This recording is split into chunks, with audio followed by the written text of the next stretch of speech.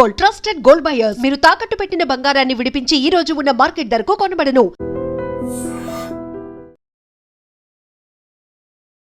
Recent గా వరుస దొంగతనాలు భయభ్రాంతులు చేస్తున్నాయి ప్రజల్ని. ఎందుకంటే ఒంటరి మహిళల్నే టార్గెట్ చేస్తూ కొంతమంది దొంగలైతే మాత్రం చెలరేగిపోతున్నారని చెప్పుకోవచ్చు. రీసెంట్ గా విశాఖపట్నం జిల్లా ఆర్లవలో జరిగిన ఒక సంఘటన అందరినీ ఉలిక్కి పడేలా చేసింది. ఒంటరిగా నివసిస్తున్నటువంటి లక్ష్మి అనే మహిళ, అదే వారి హస్బెండ్ కూడా డ్యూటీకి వెళ్ళిన తర్వాత ఎవరూ లేని సమయంలో ఒక దొంగతనంకి వచ్చిన వ్యక్తి బంగారాన్ని, నగదుని దోచుకోవడమే కాకుండా ఆమెను కిరాతకంగా హత్య చేయడంతో ఒక్కసారిగా షాక్ గురైన పరిస్థితి ఇక్కడ గ్రామస్తులంతా కూడా. సో దీనికి సంబంధించిన డీటెయిల్స్ అయితే మాత్రం కుటుంబ సభ్యులు ఉన్నారు, వారితో మాట్లాడదాం. ప్రస్తుతం మనమైతే ఎక్కడైతే నిందితుడు హత్య చేశాడో ఆ ఏరియాలోనే ఉన్నాం. ఎవరైతే మృతురాలు లక్ష్మి ఉన్నారో ఆమె నివసించినటువంటి గతంలో ఆ ఇంట్లోనే ఉన్నాము, మాట్లాడదాం. ఒంటరిగా భర్త హస్బెండ్ డ్యూటీకి వెళ్ళిపోయిన తర్వాత ఇంట్లో పనులు ముగించుకొని చాలా యాక్టివ్ గా ఉంటారు మీ అత్తయ్య గారు అనుకుంటా. ఆమె చిట్టీలు వేయడం కానీ, అందరితో ఏదైనా ఫంక్షన్ అయినా కలివిడిగా ఉండడం కానీ, సో అలాంటి వ్యక్తిని టార్గెట్ చేస్తూ హత్య చేయడమే కాకుండా బంగారం దోచుకు వెళ్ళిపోవడం అంటే బంగారం ఇవ్వాలి కాకపోతే రేపుకుంటాం, కానీ అదే ప్రాణాలను కూడా తీసుకెళ్ళిపోయినంత కిరాతకం గురించి అసలు ఏంటి సార్ ఆ రోజు ఏం జరిగింది? ఆ రోజమ్మా మార్నింగ్ 8:30, 8 కల్లా మా మావయ్య గారు డ్యూటీకి వెళ్ళిపోయారమ్మా. పైన రెంట్కి ఒక అబ్బాయి ఉంటాడు, తను కూడా లేట్గా వెళ్ళారు. ఆ రోజు 10:30, 10, 12 అలాగే వెళ్ళారు. వెళ్ళిన టైంలోని అతను 2 టైమ్స్ అట్నుంచి ఇటు, ఇటు నుంచి అటు 2 టైమ్స్ అబ్జర్వ్ చేశాడు. వీధిలోకి వచ్చి అబ్జర్వ్ చేసి చూసుకొని కామ్గా లోపలికి వచ్చారమ్మా. వచ్చేసి సడన్గా అక్కడి నుంచి ఏం జరిగిందో 10:43కి మా మావయ్య గారు మా అత్తయ్య తాతని మాట్లాడారు. అక్కడితో లాస్ట్ కాల్. దాని తర్వాత మా వైఫ్ 1:30కి వీడియో కాల్ చేశారు. లిఫ్ట్ చేయలేదంటే పడుకున్నారేమో, రెస్ట్ తీసుకుంటున్నారేమో, ఈవినింగ్ ఫోన్ చేస్తారని. ఎవ్రీడే అలాగే ఉంటుంది వాళ్ళకి, పిల్లలతో వీడియో కాల్ మాట్లాడుకుని చేస్తున్నారు. అయితే చేస్తే రిటర్న్ కాల్ చేయలేదని చెప్పి ఆ నెక్స్ట్ డే 12న మా వైఫ్ బర్త్డే అయితే మేము షాపింగ్కి వెళ్ళాం. మా బాబు మా వైఫ్ వెళ్తే షాపింగ్కి వెళ్తే ఇంతలోపటికి మా మావయ్య గారు డ్యూటీ నుంచి 4:45, 6 లోపు డ్యూటీ నుంచి ఇంటికి వచ్చారు. అప్పటికి డైలీ ఫోన్ చేసుకుంటారు. భోజనంకి వస్తారని చెప్తే అడిగితే మా మావయ్య గారు రాను, నేను ఆఫీస్ వర్క్ ఉంది, నేను ఇక్కడే తినేస్తానని చెప్పేశారు. అయిపోయింది. ఇనఫ్ 5:30కి అలాగా ఆఫీస్ నుంచి వస్తే ఇంట్లోని ఇలా జరిగిందమ్మా. అంటే సీసీ కెమెరాస్ కూడా ఉన్నాయి, అది కూడా పొద్దున్న సమయంలో. ఎందుకంటే పైకి మెట్టెలెక్కి రావడానికి అంత సాహసించడం అంటే ప్లాంట్ గానే జరిగిందంటారు. అది ఎలా జరిగిందో మాకే తెలియట్లేదు. మా అత్తయ్య గారికి వేరే నంబర్ నుంచి వేరే వాళ్ళతో ఫోన్ చేశారంట. వాళ్ళు ఫోన్ చేసి ఇంటికి వచ్చి 2 టైమ్స్ అబ్జర్వ్ చేసుకుని డైరెక్ట్గా ఇంటికి వచ్చి ఇక్కడికి వచ్చిన తర్వాత ఏం జరిగిందో ఆ పాపం పుణ్యం మాకు తెలియదు అసలు. అక్కడ మా మావయ్య గారు ఇంట్లోకి వచ్చిన తర్వాత మాకు ఫోన్ చేస్తే గానీ ఆ విషయం మాకు తెలియదు.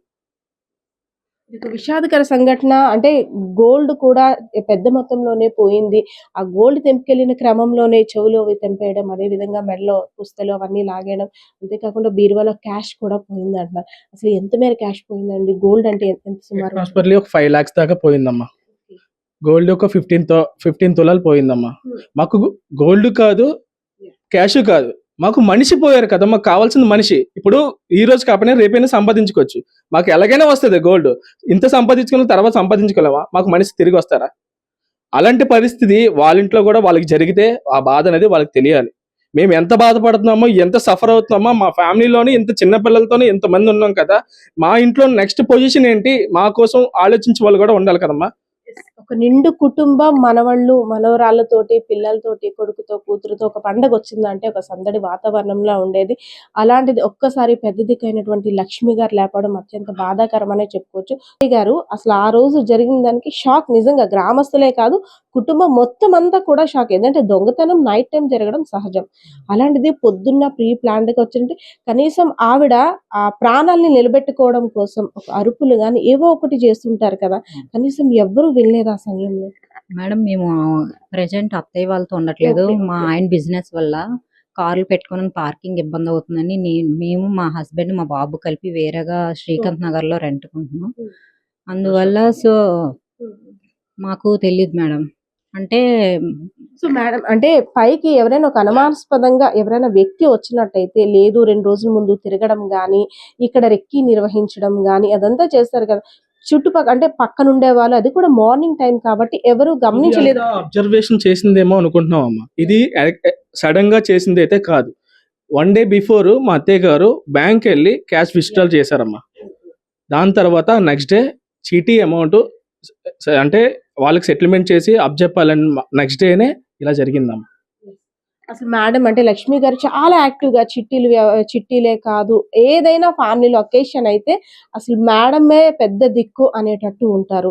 సో గబుక్కుమని మీరు కూడా రావాలన్న అత్తయ్య గారు అనుకుని, కానీ ఇప్పుడు లేని పరిస్థితి. సో ఇలా వేరే ఒకరి కుటుంబంలో జరగకూడదు అంటే అలర్ట్ గా ఉండాలి. దేనివల్ల అంటారు సార్? బంగారం గురించి దొంగతనం జరిగింది అంటారా, లేదంటే ఇంకా వేరే ఏదైనా కక్ష పెట్టుకొని చేశారంటారా? అసలు మీ అనుమానం ఏ కోణంలో ఉంది? అదే మాకు అర్థం కావట్లేదమ్మా. ఏ విషయంలో ఎలా జరిగిందో కూడా మాకు తెలియట్లే. అసలు అలా గొడవాడే వాళ్ళైతే ఈ ఇన్ని సంవత్సరాలు మనం ఇలా బతకలేము, ఈ ఇంట్లో కూడా ఉండలేము మనం. అది మీకు తెలిసిందే. ఎన్ని సంవత్సరాలు బట్టి ఉంటున్నామో ఈ వీధిలో వాళ్ళు అడిగినా, బయట ప్రపంచంలో ఎవరు అడిగినా చెప్తారు ఈ మనిషి ఎలాంటిదా అని. చిట్టీలకి సంబంధించి కూడా అంటే ఎంత కరెక్ట్ గా మేనేజ్ చేసుకున్నప్పుడు కూడా చిట్టీలకి సంబంధించి కూడా లేడీస్ కదా ఎక్కడో దగ్గర గొడవలు అవుతుంది. అలాంటిది ఏమైనా గమనించారా? ఇది చీటీలు వేశారని చెప్తే అలాగని ఇందులోని ఫ్యామిలీ మెంబర్స్ తప్పించి అవుటర్స్ ఎవరు ఉండరమ్మా. ఓన్లీ ఫ్యామిలీ మెంబర్స్, ఓన్లీ ఎవరైతే పర్ఫెక్ట్ గా మా ఫ్యామిలీ వాళ్ళు నమ్ముతారో వాళ్ళే వేయిస్తారు. అది కూడా ఫ్యామిలీ మెంబర్స్ కడతానంటేనే వాళ్ళే వేయిస్తారు. అంత మించి థర్డ్ పర్సన్ అనేది ఈ చీటీలోని ఎంతమంది ఉంటారో వాళ్ళందరినీ కలెక్ట్ చేసుకున్నా మీరు ఎవరు అడిగినా వాళ్ళు మా ఫ్యామిలీ వాళ్ళనే మీకు తెలుస్తుంది. అందులోని బయట అవుటర్స్ వీళ్ళకి మనం అమౌంట్ ఇవ్వలేదని చెప్పి గొడవలు అలాంటివి ఏమీ లేవు. మీరు ఎంత ఎంక్వైరీ చేసుకున్నా మాకు నో ప్రాబ్లం.